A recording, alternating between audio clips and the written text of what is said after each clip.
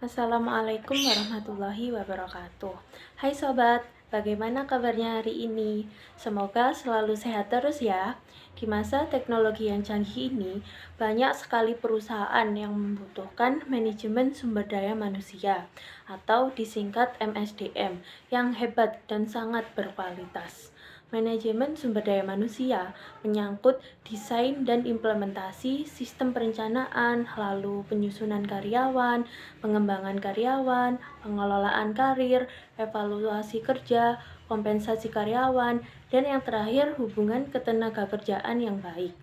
Manajemen sumber daya manusia melibatkan semua keputusan dan praktik manajemen yang mempengaruhi secara langsung sumber daya manusianya.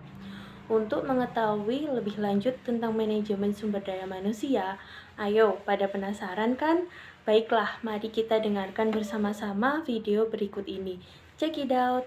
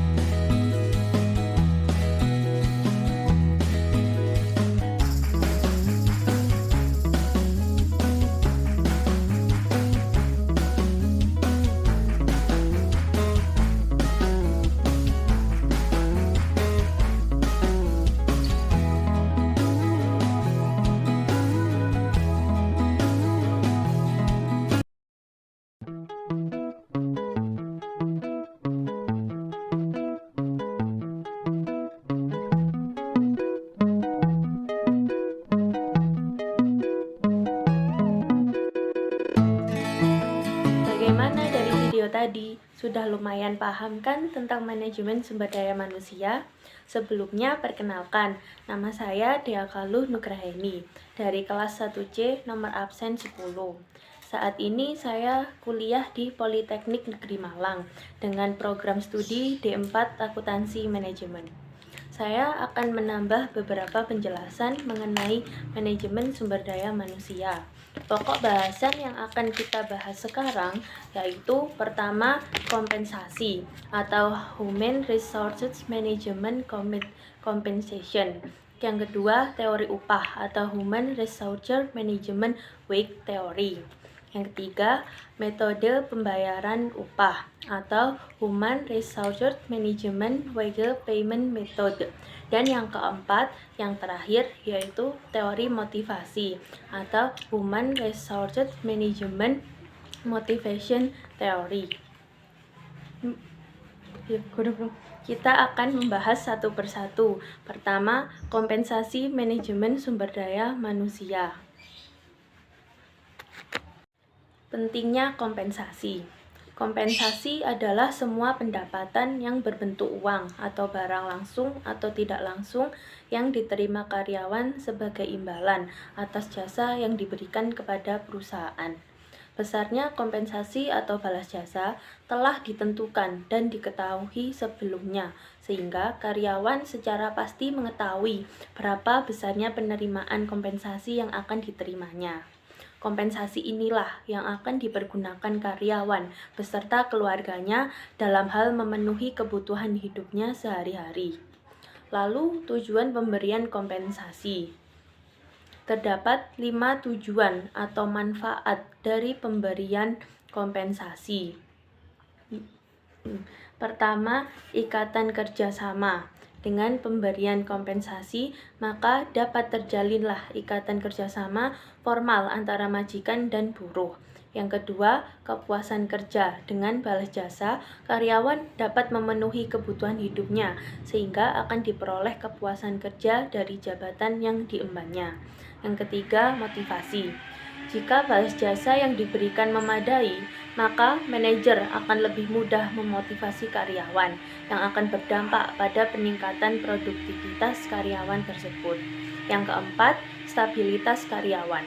Dengan program kompensasi yang berdasarkan prinsip adil dan layak, maka stabilitas para karyawan akan lebih terjamin. Dan kelima, peningkatan disiplin. Pemberian kompensasi yang sesuai dengan prosedur akan berdampak pada peningkatan disiplin karyawan. Selanjutnya, metode kompensasi. Metode kompensasi terdiri dari 2 metode, yaitu yang pertama metode tunggal dan yang kedua metode jamak. Metode tunggal, pengertiannya adalah suatu metode yang digunakan untuk menetapkan besarnya kompensasi atau gaji berdasarkan ijazah terakhir dari pendidikan formal yang dimiliki karyawan. Lalu metode jamak. Metode jamak merupakan suatu metode pemberian kompensasi yang didasarkan atas beberapa pertimbangan seperti ijazah, sifat pekerjaan, pendidikan informal, dan lain-lain. Setelah itu, sistem kompensasi yang efektif. Terdapat 2 hal yang harus dipertimbangkan agar kompensasi dapat berjalan efektif, yaitu sistem kompensasi tersebut harus tanggap terhadap situasi yang ada dan sistem kompensasi harus dapat memotivasi karyawan. Pengaruh situasional seperti situasi ekonomi pada umumnya sangat berpengaruh terhadap kenaikan gaji. Peningkatan inflasi juga akan berdampak pada penderitaan karyawan akibat gaji yang diterimanya tidak dapat menyamai laju kecepatan inflasi. Yang terakhir dari materi kompensasi yaitu sistem imbalan yang berada dalam kompensasi manajemen sumber daya manusia. Sistem imbalan juga terbagi menjadi 2 sistem, antara lain imbalan intrinsik dan imbalan ekstrinsik. Pengertian imbalan intrinsik adalah imbalan yang dinilai di dalam dan dari mereka sendiri. Imbalan intrinsik melekat pada aktivitas itu sendiri dan pelaksanaannya tidak tergantung pada kehadiran atau tindakan dari orang lain. Lalu imbalan ekstrinsik. Imbalan ekstrinsik merupakan imbalan yang diberikan kepada seseorang oleh pihak lain. Imbalan ini seringkali digunakan untuk mempengaruhi perilaku dan kinerja anggotanya. Jenis imbalan ini seperti gaji, bonus, pengakuan, pujian dari atasan, promosi, lingkungan yang memadai, serta tunjangan pelengkap. Setelah kita membahas pokok bahasan pertama, yaitu kompensasi, selanjutnya akan kita bahas pokok bahasan yang kedua, yaitu teori upah manajemen sumber daya manusia.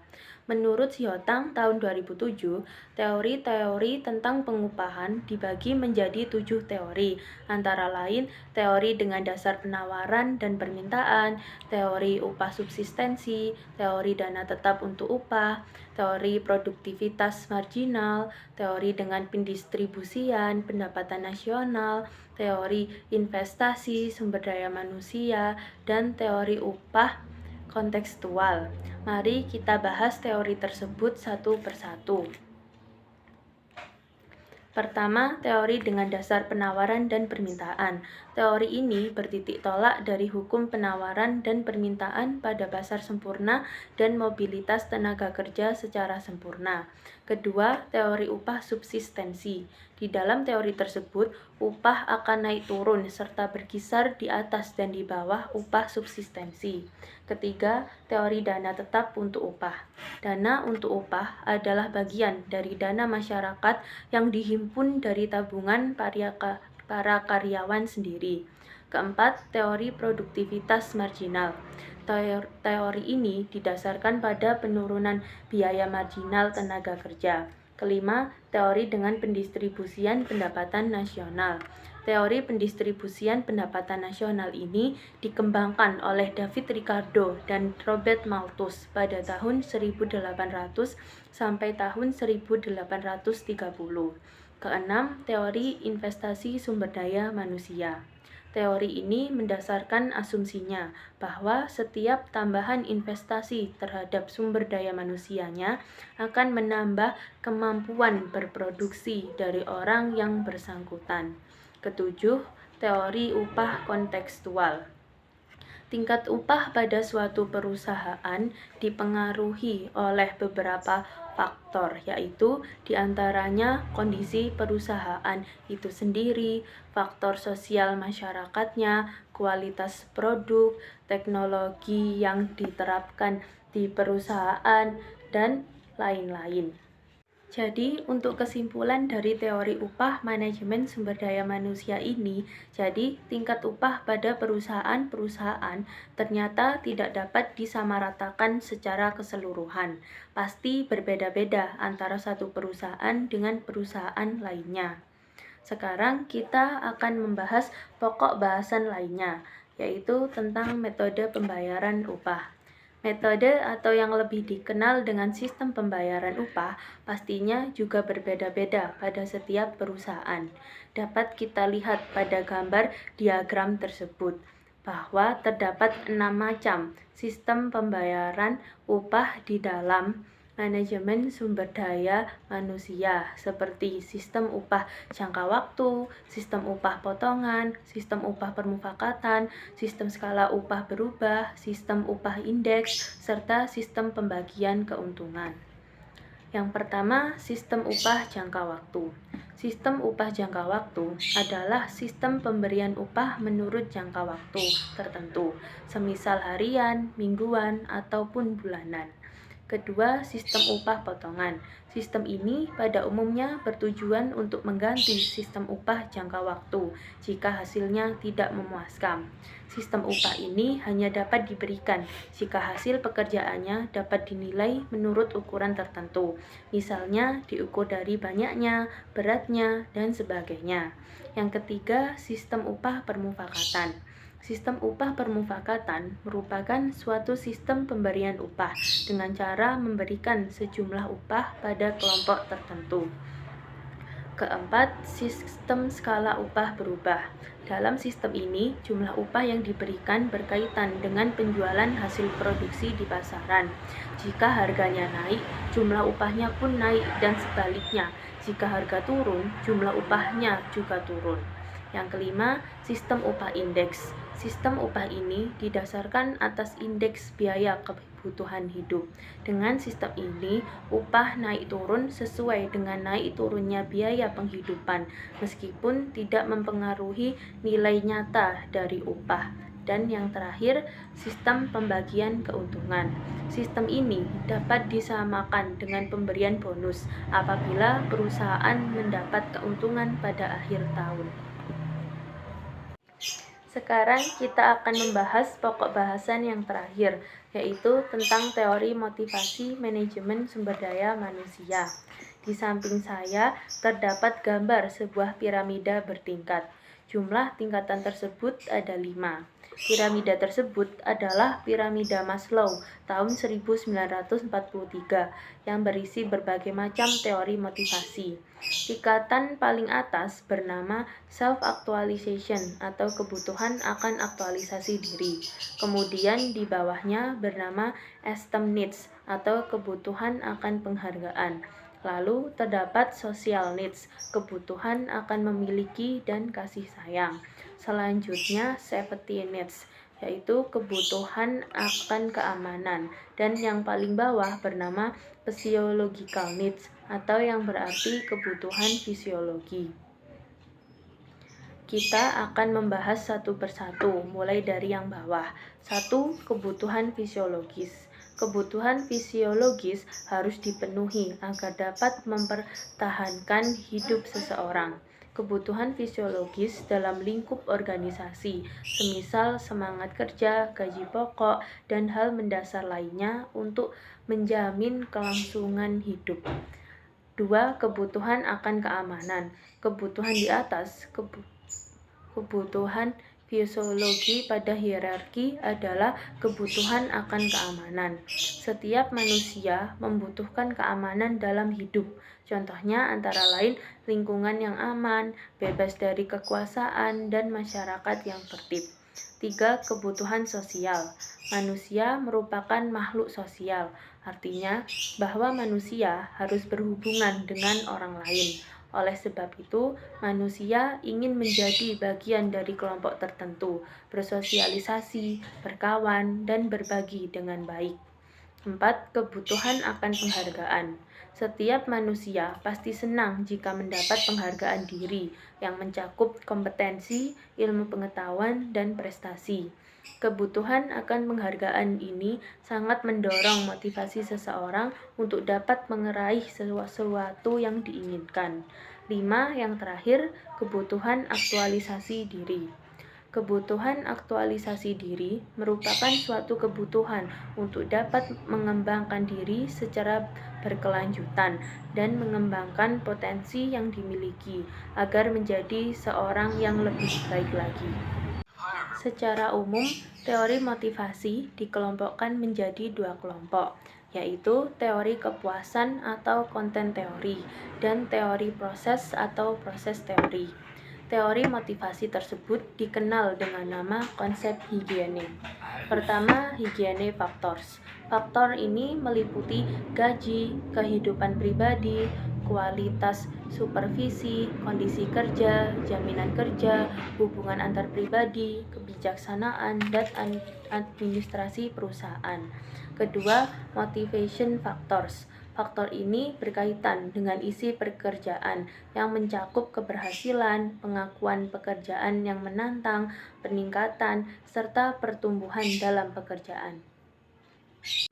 Alhamdulillah, selesai sudah bahasan kita tentang manajemen sumber daya manusia yang mencakup empat pokok bahasan sebelumnya. Saya sebagai pemateri mohon maaf sebesar-besarnya bila terdapat salah kata yang kurang berkenan. Semoga penjelasan tadi bermanfaat dan dapat dimengerti oleh semua kalangan. Terima kasih atas perhatiannya. Wassalamualaikum warahmatullahi wabarakatuh. Dadah.